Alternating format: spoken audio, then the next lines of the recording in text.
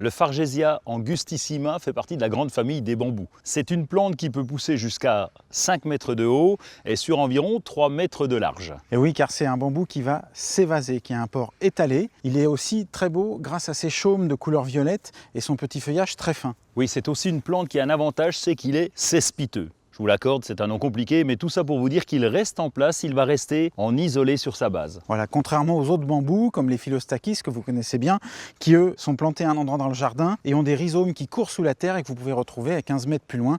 Le Fargesia, lui, est beaucoup plus sage. Et c'est une plante qui ira très bien en isolé ou en haie par exemple, ou même en pot, à condition d'avoir un pot relativement grand, puisque 5 mètres de haut, c'est une plante assez volumineuse. Il faut donc un pot d'environ 40 à 50 cm de profondeur. Fargesia angustissima a besoin d'un sol plutôt neutre, voire légèrement acide, et ça conviendra très bien ici.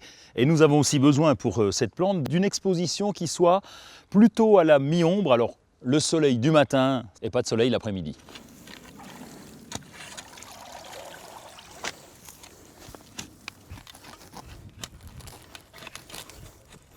Je vais rajouter de la matière organique au fond du trou de plantation.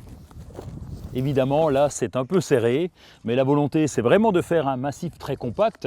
Dans le cadre d'une haie, par exemple, eh bien, on va les planter tous les 1 mètre, 1 mètre 50, puisque c'est une plante qui peut atteindre 3 mètres de diamètre. Puis on va faire une belle cuvette, comme il aime bien boire. On va la prévoir généreuse pour retenir un maximum d'eau. L'arrosage est bien sûr très important à la plantation. Il faut arroser régulièrement pendant la première année, de façon à ce que les racines puissent se développer correctement. Alors imaginez, pour une plante en pot, il faut bien sûr l'arroser pratiquement tous les jours lorsque la période de chaleur est très forte. Comme tous les bambous, c'est un arbuste à feuillage persistant, même si pendant l'hiver, une bonne partie du feuillage va tomber, ça repoussera bien sûr dès le début du printemps. Et puis le seul vrai entretien, c'est au printemps, on retire tous les chaumes qui ont séché.